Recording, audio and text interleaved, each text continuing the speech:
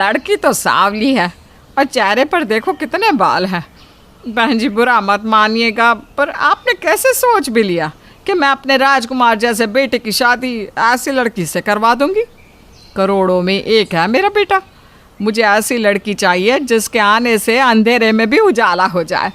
गोरी चिट्टी चिकनी बहू चाहिए मुझे। बहन जी, व्यवहार भी कुछ होता है। मेरी बेटी के जैसी लड़की आपको दिया लेकर ढूंढने पर भी नहीं मिलेगी।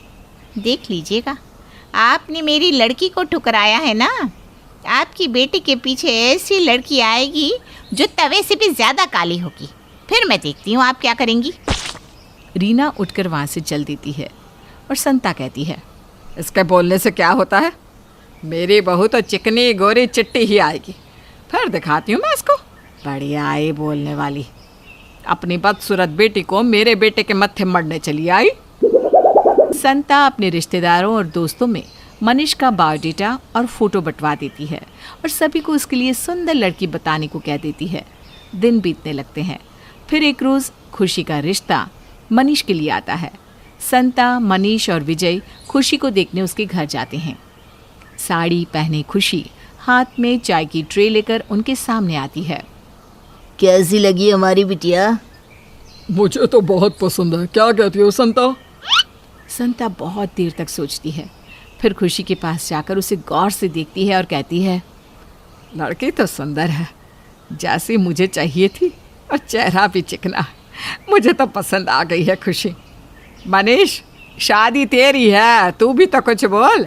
तेरा फैसला भी मायने रखता है हमारे लिए बेटा। आप लोगों को पसंद है तो खुशी तो मुझे भी पसंद है। तब रिश्ता पक्का समझे? हाँ, शादी की तैयारी शुरू कीजिए समधी जी। मनीष और खुशी की शादी हो जाती है और संता खुशी की सुंदरता से बहुत खुश होती है और अपने बेटे से कहती है, अब तू बेटा थोड़ा एंजॉय कर, इतनी सुंदर लड़की मिली है तुझे। क्या बात भी। संता देखती है कि खुशी दिन रात मेकअप में ही रहती है। शादी के कुछ दिनों तक तो संता खुशी से कुछ नहीं कहती। फिर एक रोज़ संता बोल ही देती है, बहू ये क्या तुम हर वक्त मेकअप में ही रहती हो? ये कोई अच्छी बात थोड़ी ना है। घर में तो आदमी बिना मेकअप के ही रहता है। अब तो मुझे ही देख ले। मम्मी जी, मैं कोई ज़्यादा मेकअप थोड़ी ना करती हूँ, ये मेरा ओरिजिनल लुक है। पर इतनी गाली कोई गालों पर लगाता है क्या?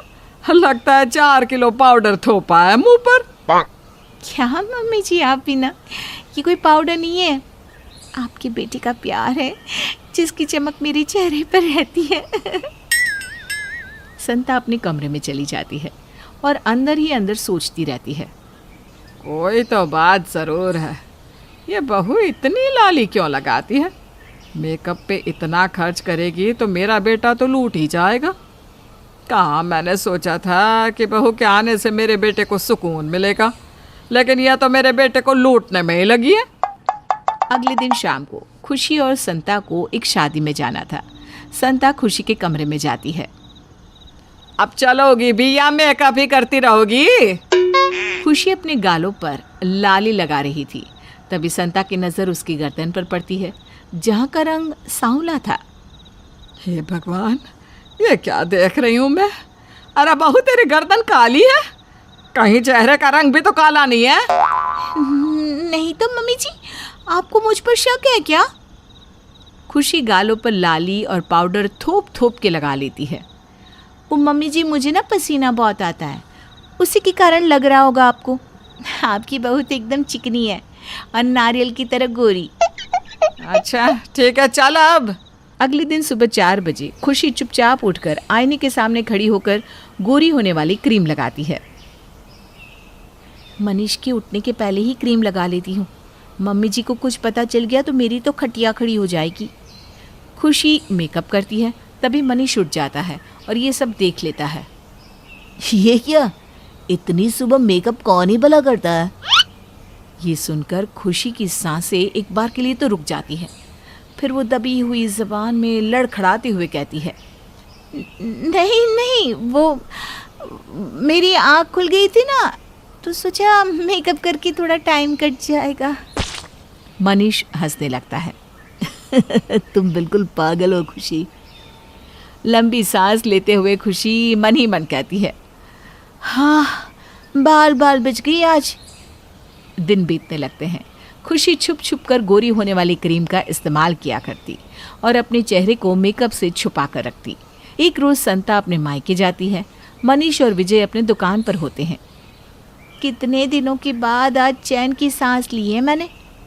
भगवान, कुछ दिनों तक मम्मी जी अपने मायके में ही रहे। हाँ, आज मेकअप उतार सकती हूँ, कोई देखने वाला नहीं है मुझे। खुशी अपना मेकअप उतार कर मज़े करने लगती है। मेरी सास चली गई मायके, मेरी सास चली गई मायके, अरे। इतने में ही संता वापस आ जाती है और खुशी के काले रंग को देखकर उसे तो धक्का ही लग जाता है।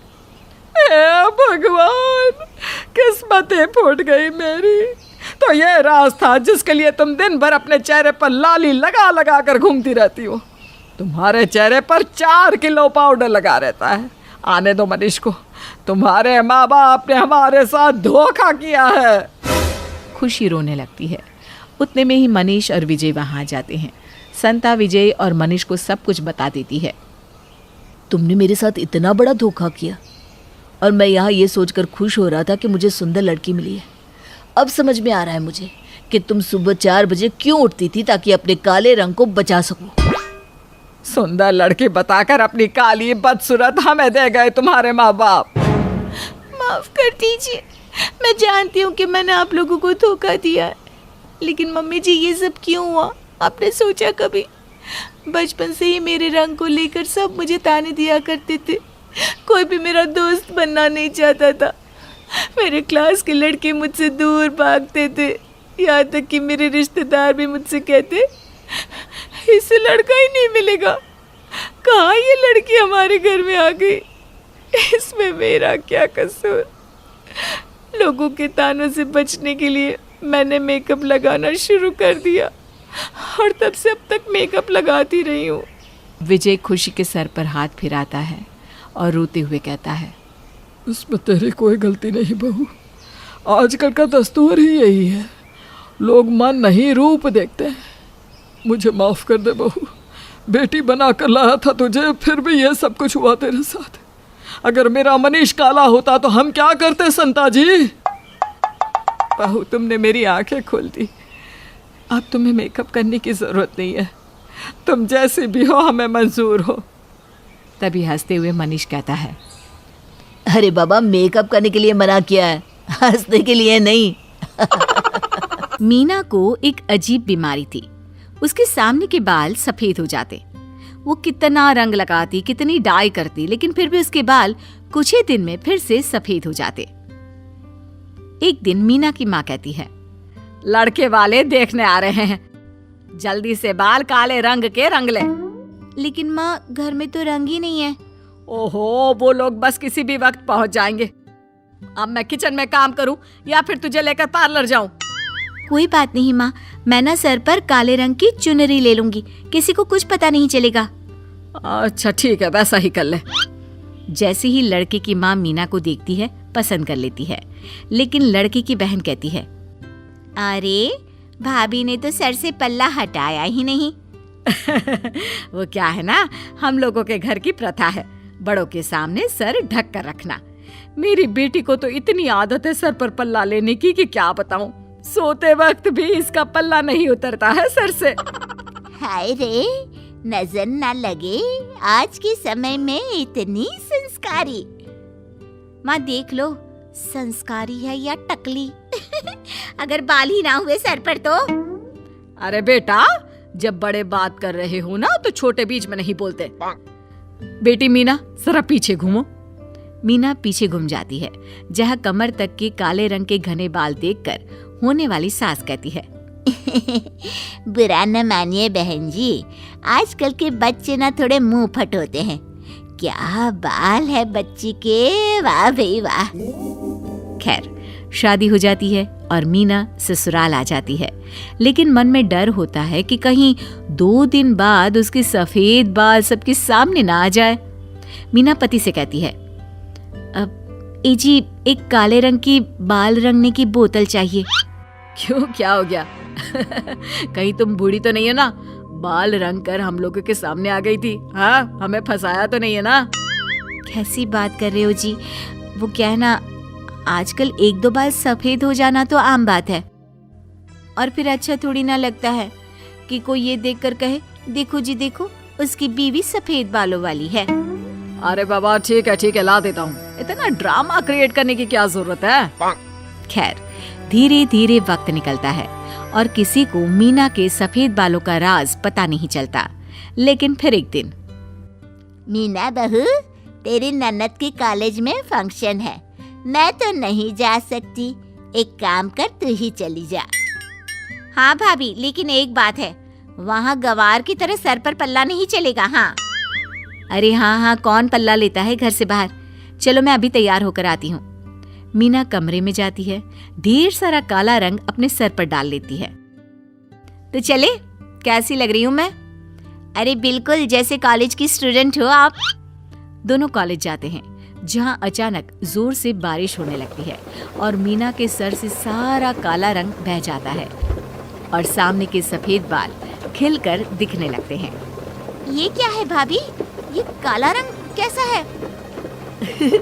ये क्या अपनी भाभी को रंग लगाकर लाई थी क्या?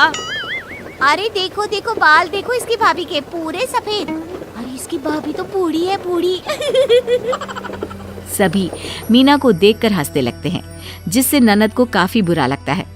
चुप रहो समझे, जैसी भी है मेरी भाभी है, तुम लोगों को कुछ बोलने की जरूरत नहीं है, निकलो यहाँ से।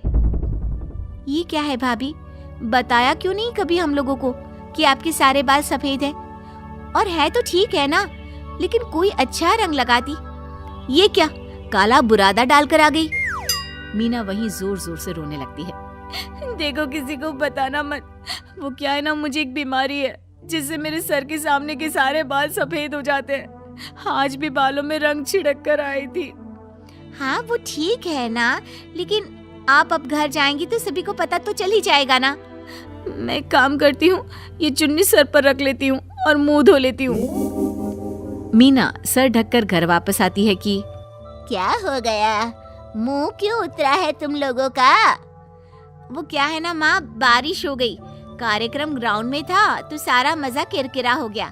भाभी आप कमरे में जाओ, कपड़े बदल लो, मैं चाय बनाती हूँ। अरे इस लड़की ने फिर सर पर पल्लू रख लिया। अरे बेटा ठीक है सर ढकना, लेकिन ये नहीं ना कि तू कहीं बाहर भी जाए तो। वो माँ जी, माँ वो बारिश के कारण भाभी को सर्दी लग रही थी इसलिए। ननद को देखकर मीना को अच्छा लगता है कि कोई तो है जो अब उसका साथ देगा। थोड़ी ही देर में मीना साफ सुथरी होकर बालों में फिर से काला रंग लगाकर बाहर आ जाती है।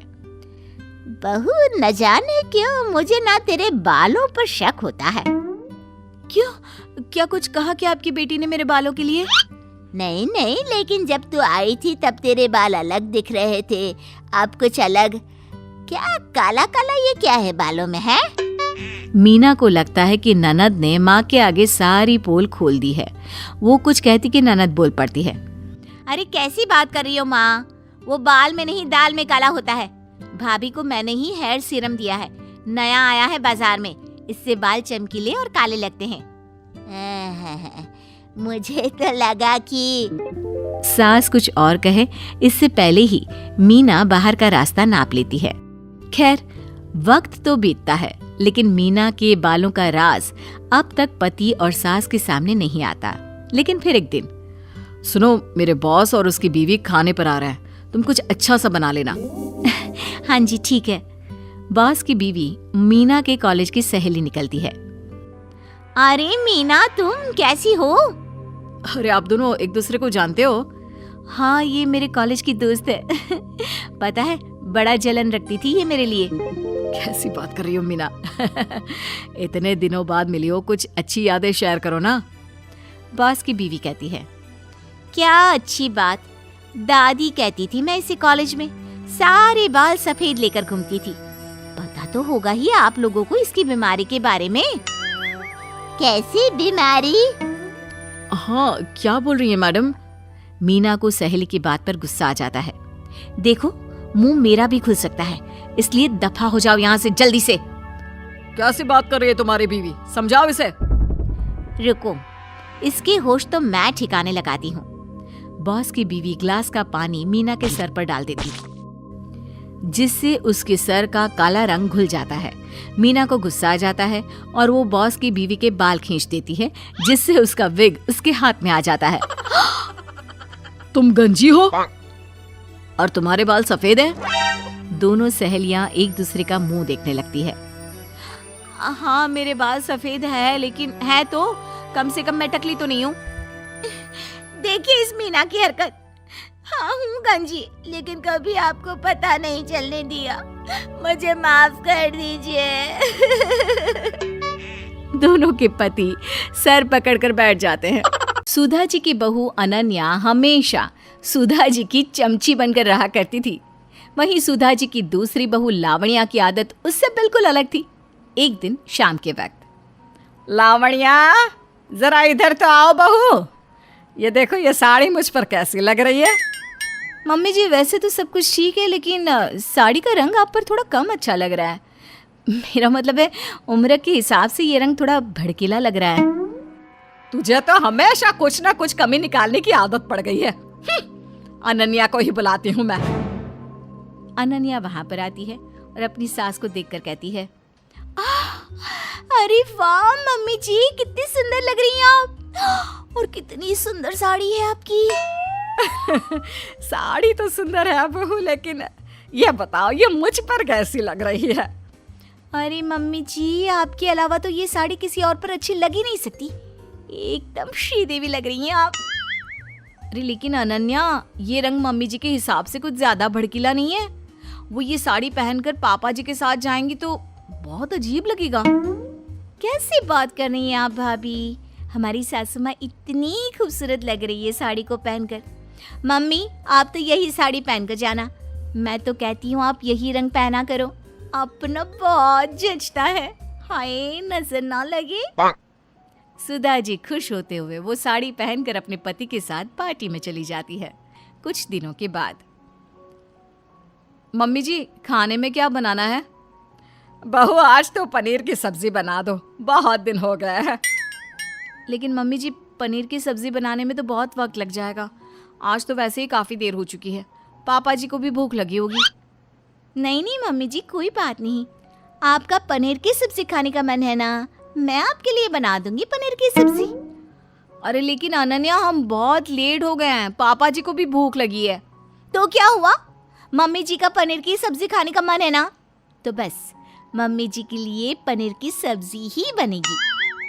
अपनी चमचागिरी करने की आदत के चलते अनन्या पनीर की सब्जी बनाने बैठ जाती है और उसके लिए पहले वो बाजार जाकर पनीर खरीदती है, फिर सब्जी बनाती है और खाना बनाते बनाते काफी देर हो जाती है। अरे बहू, इससे तो अच्छा था कि तुम कोई और सब्जी बना लेती। ये क्या मम्मी जी, मैं तो सिर्फ आपकी पसंद की वजह से ही पनीर की सब्जी बनाने की मेहनत कर रही थी, आप भी ना। अच्छा ठीक है, कोई बात नहीं। एक दिन अकेले में मौका देखकर लावण्या ने अनन्या को समझाने की कोशिश की। देखो अनन्या, तुम इस तरह ना हर वक्त मम्मी जी की चमचागिरी मत किया करो, इस वजह से कई बार उनका मजाक भी बन जाता है। अरे इसमें मजाक की क्या बात है, मैं तो मम्मी जी की हर बात में बस उनका साथ देती हूँ। साथ देना नहीं, चमचागिरी करना कहते हैं, समझी? मैं किसी की चमचागिरी नहीं करती, समझी? उस दिन मम्मी जी वो वाली साड़ी पहनकर कितनी अजीब लग रही थी, फिर भी तुम उनकी तारीफ किए जा रही थी। इसी को तो चमचागिरी कहते हैं। अरे आप अच्छी नहीं लग रही तो हमें क्या, हमें तो उनकी तारीफ ही करनी है ना, वो हमारी सासू माँ है। लावण्या के समझाने का अनन्या पर कोई असर नहीं हुआ। एक दिन सुधा जी का खाना बनाने का मन हुआ और उन्होंने सब लोगों के लिए सूजी का हलवा बनाया। लेकिन हलवा बनाते बनाते सूजी थोड़ी ज्यादा सिक गई और हलवे में सूजी के जलने की स्मेल आने लगी। जरा खाकर बताओ तो हलवा कैसा बना है। मम्मी जी सबसे पहले मैं खाकर बताती हूँ, वैसे भी मुझे तो आपके हाथ की सारी चीजें अच्छी लगती है। ठीक है बहू, पहले तुम बताओ। वाह मम्मी जी, ऐसा सूजी का हलवा तो मैंने आज से पहले कभी नहीं खाया। जी करता है आपके हाथों को चूम लूं। अरे अब रहने भी दे, इतनी भी क्या तारीफ करना।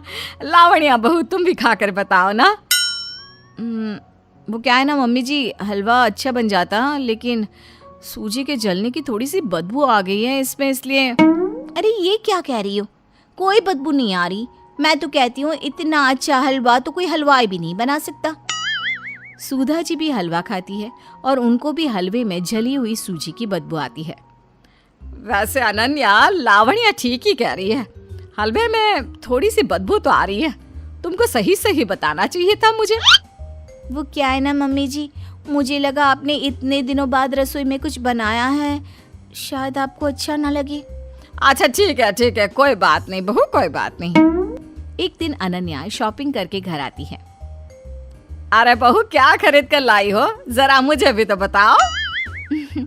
वो क्या है ना मम्मी जी, इस महीने मेरी किटी पार्टी में सबको वेस्टर्न कपड़े पहनकर जाना है, तो बस वही खरीद कर लाई हूँ मैं। अरे बहू, तुम्हारे ड्रेस तो बड़े मॉडर्न और अच्छे हैं। हमारे जमाने में तो ये सब चलता ही नहीं था। मम्मी जी आप क्यों चिंता करती हैं, ये देखिए मैं आपके लिए भी एक बहुत मस्त वाला ड्रेस लेकर आई हूँ। अरे नहीं बहू, ये तो बहुत छोटा है, मैं ये सब नहीं पहन सकती। ऐसे कपड़े तुम पर अच्छे लगते हैं, हमारी उम्र में ये सब अच्छा नहीं लगता। क्या मम्मी जी, आप ऐसा क्यों सोचती हैं? अरे कटरीना कैफ से कम नहीं लगती आप। हाँ। तभी लावण्या वहां पर आती है। अनन्या, ये ड्रेस मम्मी जी की उम्र के हिसाब से ठीक नहीं है। देखो, अगर उन्होंने पहना तो सब लोग उनका मजाक बनाएंगे। मम्मी जी आप ना उसकी बात मत सुनिए, वो तो कुछ आपके लिए लेकर आती नहीं, अगर मैं कुछ लाती हूँ तो बड़ी प्रॉब्लम होती है। अरे पर बहू, मैं ये ड्रेस पहनकर कहाँ जाऊंगी? आप अपनी पार्टी में जाना मम्मी जी, और कहाँ आपकी सहेली आपको देखेगी ना तो बस देखती रह जाएगी। अरे इस उम्र में भी आप कितनी जवान और सुंदर लगती हैं। तुम सही कह रही हो। मुझे ये कपड़े पहनकर अपनी सहेलियों से मिलने जाना चाहिए। नहीं मम्मी जी, आप ऐसा कुछ मत करना, लोग आपका मजाक बनाएंगे। उफ़ो, कभी कभी तो आपकी बातों से मुझे लगता है कि आप मम्मी जी को बिल्कुल भी पसंद नहीं करती। इतनी सुंदर सास है हमारी, पता नहीं क्या प्रॉब्लम है आपको उनसे। अनन्या अपनी सास की चमचागिरी करके उनको वो कपड़े पहनने के लिए तैयार कर लेती है और सुधा जी शॉर्ट ड्रेस पहनकर तैयार होकर अपनी सहेलियों से मिलने जाती हैं। जैसे ही सुधा जी अपनी सहेलियों के पास पहुंचती हैं, क्या सुधा, इस उम्र में ये कपड़े? अरे ऐसा लग रहा है तुम पर तो जवानी चढ़ रही है, जवानी। बूढ़ी घोड़ी लाल लगाम, शायद इसी को कहते हैं। क्यों सुधा, ठीक कहा ना मैंने? इतना कहकर सुधा जी की सारी सहेलियां उन पर जोर जोर से हंसने लगती है। तुम लोगों के कहने का क्या मतलब है? मेरी बहू तो कह रही थी कि मैं कटरीना कैफ लग रही हूँ। अरे हंस क्यों रही हो मुझ पर? अरे सुधा, बहू के कहने से क्या होता है? तुम्हें थोड़ा अपना दिमाग भी तो लगाना चाहिए था। अब जो बहू कहेगी वही मान लोगी क्या? वैसे भी सुधा, मैंने तुम्हारी बहू को देखा है, उसको ना चमचागिरी करने की बहुत बुरी आदत है। अपनी चमचागिरी की आदत के चलते वो ये भी नहीं देखती कि उसकी सास का सारी दुनिया में मजाक बन रहा है, मजाक। सुधा जी गुस्से में वापस अपने घर पहुंचती है और अनन्या से पूछती है, बहू जरा बताओ मैं कैसी लग रही हूँ? मम्मी जी बताया तो था, एकदम कटरीना कैफ लग रही हैं आप। आपकी सहेलियों ने तो आपकी बहुत तारीफ की होगी ना। मैं पहले से जानती थी, मेरी सास की बराबर सुंदर इस दुनिया में कोई और है ही नहीं। अरे आप बस भी करो बहू, कब तक चमचागिरी करती रहोगी? तुम्हारी चमचागिरी के चक्कर में आज मेरा चमचा बन गया। अच्छा खासा मजाक उड़ाया सबने मेरा।